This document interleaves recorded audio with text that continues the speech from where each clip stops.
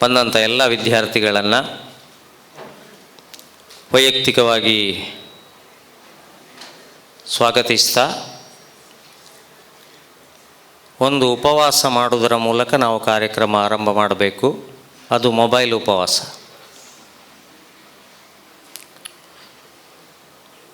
ಹೆಚ್ಚಿನವರಿಗೆ ಈ ಶಿಬಿರಕ್ಕೆ ಬರುವುದು ಅಂತ ಹೇಳಿದರೆ ದೊಡ್ಡ ಸಮಸ್ಯೆ ಏನು ಅಂತ ಹೇಳಿದರೆ, ಮೊಬೈಲ್ ಉಪವಾಸ ಮಾಡಲಿಕ್ಕೆ ರೆಡಿ ಇಲ್ಲ ಯಾರು ಸಹ. ಏಕಾದಶಿ ಮಾಡಲಿಕ್ಕೆ ಆಗ್ತದೆ, ಡಾಕ್ಟ್ರು ಹೇಳಿದರೆ ಫುಡ್ ಪಾಯ್ಸನ್ ಆದರೆ ಉಪವಾಸ ಮಾಡಲಿಕ್ಕೆ ಆಗ್ತದೆ. ಮೊಬೈಲ್ ಉಪವಾಸ ಮಾಡಲಿಕ್ಕೆ ಯಾರೂ ರೆಡಿ ಇಲ್ಲ. ಅದನ್ನು ನನ್ನ ಕಾರ್ಯಕ್ರಮ ಆಗುವಲ್ಲಿವರೆಗೆ ಮಾಡಬೇಕು ಅಂತ ಕೈ ಮುಗಿದು ವಿನಂತಿ ಮಾಡ್ತಾ ಇದ್ದೇನೆ. ಜೋರಾಗಿ ಹೇಳುವ ಧೈರ್ಯ ನನಗಿಲ್ಲ.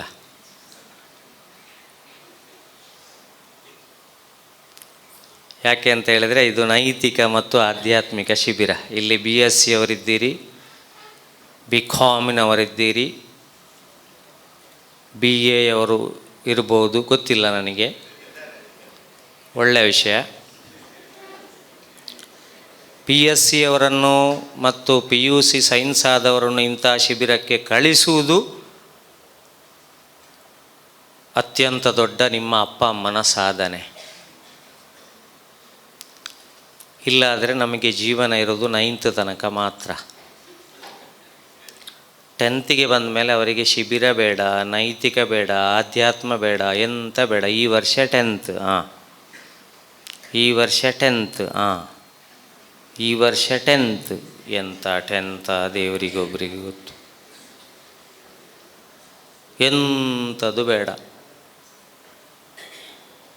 ಅದು 10th ಬಂದ ಕೂಡಲೇ ಮನೆಯವರಿಗೆ ಏನು ಹಿಡೀತದ, ನಮಗೇನು ಹಿಡೀತದ ದೇವರಿಗೊಬ್ಬರಿಗೆ ಗೊತ್ತು.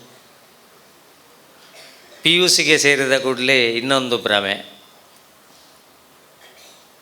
ಸೈನ್ಸ್ ಆದರೆ ಭಯಂಕರ ಅಂತ,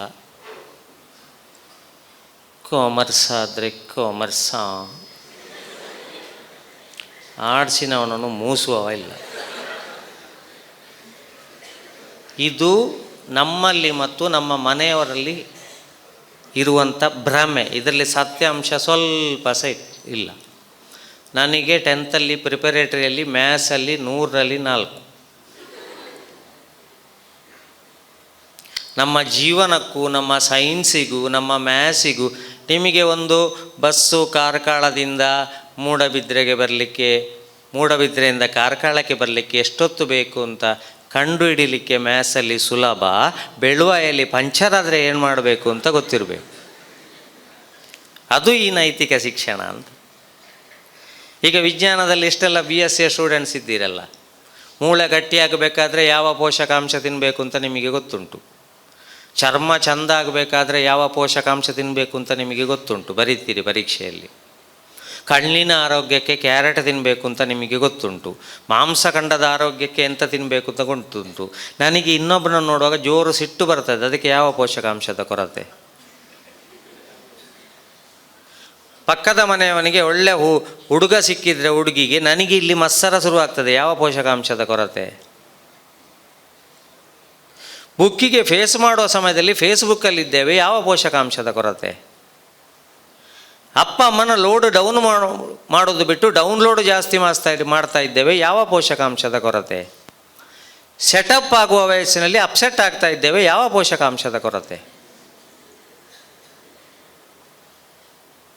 ಒಂದು ದಿನ ಬಾಯ್ ಫ್ರೆಂಡಿನ ಮೆಸೇಜ್ ಬರೆದರೆ ನಮಗೆ ಊಟ ಸಹ ಸೇರುವುದಿಲ್ಲ. ಯಾವ ಪೋಷಕಾಂಶದ ಕೊರತೆ? ಅದೇ ನೈತಿಕ ಮತ್ತು ಧಾರ್ಮಿಕ ಆಧ್ಯಾತ್ಮಿಕದ ಪೋಷಕಾಂಶದ ಕೊರತೆ. ಈ ಒಂದು ಪೋಷಕಾಂಶದ ಕೊರತೆ ಆದರೆ ನಿಮ್ಮಲ್ಲಿ ಎಂಥ ಪೋಷಕಾಂಶ ಬೇಕಿದ್ರು ಇಲ್ಲಿ ಜೈಲಲ್ಲಿದ್ದವ್ರನ್ನೆಲ್ಲ ಬಂದು ಟೆಸ್ಟ್ ಮಾಡಿ ಅವರಲ್ಲಿ ಒಳ್ಳೆ ಮಾಂಸಖಂಡ ಉಂಟು, ಎಲುಬು ಸಹ ಗಟ್ಟಿ ಉಂಟು. ನೈತಿಕ ಮತ್ತು ಆಧ್ಯಾತ್ಮಿಕ ಪೋಷಕಾಂಶದ ಕೊರತೆ ಆದರೆ ಗುಡ್ ಫಾರ್ ನಥಿಂಗ್. ಅದಕ್ಕಾಗಿ ಇಲ್ಲಿ ಶಿಬಿರ ಮಾಡ್ತಾ ಇದ್ದಾರೆ. ಇದರಲ್ಲಿ ನೀವು ಸೋತ್ರೆ ಅಂತ ಅರ್ಥ. ದಿವಸಕ್ಕೆ ನಿಮಿಷಕ್ಕೆ ಭವಿಷ್ಯವ ಚಿಂತಿಸದೆ ಬದುಕ ನೂಕುತ್ತಿರು. ನಿಯಮಗಳ ರೂಪಿಸುವ ಅಧಿಕಾರಿ ಮೇಲಿಹನು ಸವೆಸು ನೀ ಜೀವನವ ಮಂಕುತಿಮ್ಮ. ದೇವರು ಎಲ್ಲ ವ್ಯವಸ್ಥೆಯನ್ನು ಕೊಟ್ಟಿದ್ದಾರೆ ನಮಗೆ, ಬಾಲ್ಯ. ನಂತರ ನಾವು ಮಾಡಿಕೊಂಡದ್ದು ಯಾವುದು ಅಂತ ಹೇಳಿದರೆ ಇದು ಎಂಥದ್ದು, ಸೈನ್ಸ್, ಮ್ಯಾಥ್ಸ್. ನಾನು ಅದಕ್ಕೆ ಆರ್ಟ್ಸ್ನಲ್ಲಿದ್ದವರಿಗೆ ಎಲ್ರಿಗೂ ಹೇಳ್ತೇನೆ, ಏನೂ ಹೆದರಬೇಡಿ, ನಾನು PUCಯಲ್ಲಿ ಆರ್ಟ್ಸ್. ನನ್ನ ಜೀವನಕ್ಕೂ ನನ್ನ ಕೋರ್ಸಿಗೂ ಯಾವುದೇ ಸಂಬಂಧ ನನಗೆ ಬರಲಿಲ್ಲ. ಜೀವನ ಬೇರೆ, ನಿಮ್ಮ ಕೋರ್ಸ್ ಬೇರೆ. ಒಂದು ಕ್ಲಾಸಲ್ಲಿ ಮಾಸ್ಟ್ರು ಭಾರತದ ಮ್ಯಾಪನ್ನು ಹರಿದಾಕಿದ್ರು.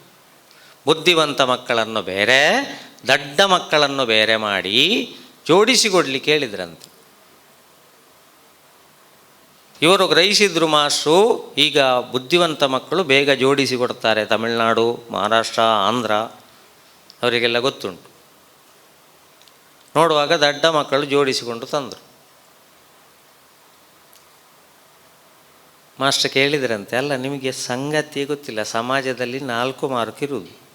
ಒಂದು ರಾಜ ದಂಡೆತ್ತಿ ಬಂದಾಗ ಇನ್ನೊಂದು ರಾಜ ಕುಂಡೆತ್ತಿ ಹೋದ. ಬ್ರಿಟಿಷರು ನಮ್ಮನ್ನು ಆಳಿದರು, ಮೊಘಲರು ನಮ್ಮನ್ನು ಆಳಿದರು, ಕುಶಾನರು ನಮ್ಮನ್ನು ಆಳಿದರು. ಅವರು ನಮ್ಮನ್ನು ಆಳಿದ್ದು, ನಾವು ಅವರನ್ನು ಇಟ್ಕೊಂಡು ನೇಲಿದ್ದು, ಕೊನೆಗೆ ಕೆಳಗೆ ತಾಳಿದ್ದು. ನಿಮಗೆ ಹೇಗೆ ಗೊತ್ತಾಯಿತು ಜೋಡಿಸಲಿಕ್ಕೆ ಕೇಳುವಾಗ? ಅದರ ಲೀಡರ್ ಹೇಳ್ತಾನಂತೆ, ಸರ್ ನಮಗೆ ಭಾರತದ ಮ್ಯಾಪೆಲ್ಲ ಗೊತ್ತಿರಲಿಲ್ಲ, ನೀವು ಹರಿದಾಕಿದ ಮ್ಯಾಪಿನ ಆಚೆ ಬದಿಯಲ್ಲಿ ಒಂದು ಮನುಷ್ಯನ ಚಿತ್ರ ಇತ್ತು. ಮನುಷ್ಯನ ಕಣ್ಣು, ಕಿವಿ, ಮೂಗು, ಬಾಯಿ ಎಲ್ಲ ಸೇರಿಸಿ ಆಗುವಾಗ ಈಚೆ ಬದಿಯಲ್ಲಿ ಭಾರತ ತನ್ನಷ್ಟಕ್ಕೆ ಪೂರ್ತಿಯಾಗಿತ್ತು. ಅದಕ್ಕಾಗಿ ವಿದ್ಯಾರ್ಥಿಗಳೇ, ಫಸ್ಟ್ ನಮ್ಮ ಜೀವನ ಶಿಕ್ಷಣ ಅಂತ ಹೇಳುವಂಥದ್ದು ಬೇಕು, ಕಾಮನ್ ಸೆನ್ಸ್ ಬೇಕು. ಅದಕ್ಕಾಗಿ ಈ ನಿಮ್ಮ ಬಗ್ಗೆ ಏನಾದರೂ ಕೀಳರಿಮೆ ಇದ್ದರೆ ಫಸ್ಟಿಗೆ ನಾನು ಅದನ್ನು ಎಂಥದ್ದು, ನಾನು BA, ನಾನು BCom, ನಾನು BSc ಎಂಥದ್ದಿಲ್ಲ, ನಾನು ಇಂಗ್ಲೀಷ್ ಮೀಡಿಯಮ್ಮು, ನಾನು ಕನ್ನಡ ಮೀಡಿಯಮ್ಮು, ಏನಿಲ್ಲ. ಹೋಗುವವರು ಹೋಗ್ತಾರೆ, ಬರುವವರು ಬರ್ತಾರೆ, ಹೇಳುವವರಿಲ್ಲ ಕೇಳುವವರಿಲ್ಲ, ಯಾರಪ್ಪನ ಗಂಟೋಯ್ತು. ಇದನ್ನು ನಮ್ಮ ಇಂಗ್ಲೀಷಲ್ಲಿ ಹೇಳಬೇಕು. ಹೋಗುವವರು ಹೋಗ್ತಾರೆ, ಬರುವವರು ಬರ್ತಾರೆ, ಹೇಳುವವರಿಲ್ಲ ಕೇಳುವವರಿಲ್ಲ, ಯಾರಪ್ಪನ ಗಂಟೋಯ್ತು.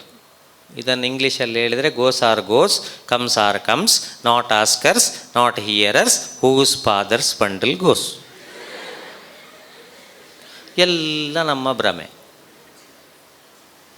ಭ್ರಮೆಯಲ್ಲಿ ಬದುಕಬೇಡಿ. ನಾನು ಫಸ್ಟ್ ಹೇಳ್ತಾ ಇರೋದು ನಿಮಗೆ, ಕೆಲವರು ಭಾಷಣದಲ್ಲಿ ಹೇಳ್ತಾರೆ, ನೀವು CV ರಾಮನ್ ಆಗಬೇಕು, ನೀವು ಅಬ್ದುಲ್ ಕಲಾಂ ಆಗಬೇಕು, ನೀವು ವಿವೇಕಾನಂದ ಆಗಬೇಕು. ಹೇಳುವವರಿಗೆ ಆಗಬಾರದು ಅಂತ ಯಾರು ಹೇಳಿದ್ದಾರೆ?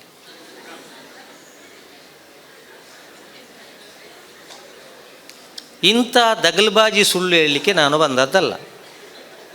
ಮೊದಲು ನೀವಾಗಿ, ಇಷ್ಟೇ ಬೇಕಾದ್ದು. ವಿವೇಕಾನಂದ ಬೇಕಿದ್ರೆ ಫ್ಯಾನ್ಸಿ ಡ್ರೆಸ್ಸಲ್ಲೇ ಆಗಿ, APJ ಅಬ್ದುಲ್ ಕಲಾಂ ಬೇಕಿದ್ರೆ ಫ್ಯಾನ್ಸಿ ಡ್ರೆಸ್ಸಲ್ಲೇ ಆಗಿ. ಇವತ್ತು ಸಮಸ್ಯೆ ಆದದ್ದೇನು ಅಂತ ಹೇಳಿದರೆ, ನಮಗೆ ನಾವಾಗಲಿಕ್ಕೆ ಸೋತೇ ಈ ಸಮಸ್ಯೆ ಆದದ್ದು. Comparison and competition. ಬರ್ಕೊಳ್ಳಿಕ್ಕೆ ಹೇಳಿದ್ದಾರೆ ಇವರೇ, ಬರ್ಕೊಳ್ಳಿಕ್ಕೆ ಹೇಳಿದ್ದಾರೆ ಪಾಯಿಂಟ್ಸ್ ಎಲ್ಲ. ಧನ್ಯವಾದ ಸಮರ್ಪಣೆ ಉಂಟಾ? ಇಲ್ಲ, ಬರ್ಕೊಳ್ಬೇಡಿ.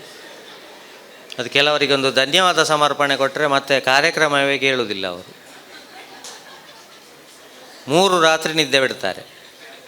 ಲಾಸ್ಟಿಗೆ ಹೇಳುವುದೆಂಥದ್ದು, ಮಧ್ಯದಲ್ಲಿ ಕಾರ್ಯಕ್ರಮದಿಂದ ಮಧ್ಯದಲ್ಲಿ ಬೇರೆ ಕಾರ್ಯಕ್ರಮಕ್ಕೆ ಹೋದವರನ್ನು ಧನ್ಯವಾದದಲ್ಲಿ ಹೇಳುವುದೆಂಥದ್ದು ಗೊತ್ತುಂಟ? ಅವರು ನಮ್ಮನ್ನು ಬಿಟ್ಟು ಅಗಲಿದ್ದಾರೆ ಅಂತ. ತೆರಳಿದ್ದಾರೆ ಗೊತ್ತಿಲ್ಲ, ಯಾಕಂದರೆ ಅಷ್ಟೇ ಗೊತ್ತಿರುವುದು. ಮೊನ್ನೆ ನಾನು ಒಂದು ಕಡೆ ಕಾರ್ಯಕ್ರಮಕ್ಕೆ ಹೋಗ್ಲಿಕ್ಕೆ ಆಗಲಿಲ್ಲ, ಮತ್ತೆ ಹೋದೆ ಒತ್ತಾಯಕ್ಕೆ. ಸ್ವಾಗತ ಮಾಡುವವರು ಹೇಳಿದ್ದೆಂಥದ್ದು, ವಿಠಲ್ ನಾಯಕರು ಬರಲಿಕ್ಕೆ ಒಪ್ಪಲಿಲ್ಲ, ನಾವು ಬಲಾತ್ಕಾರ ಮಾಡಿ ಕರ್ಕೊಂಡು ಬಂದದ್ದು.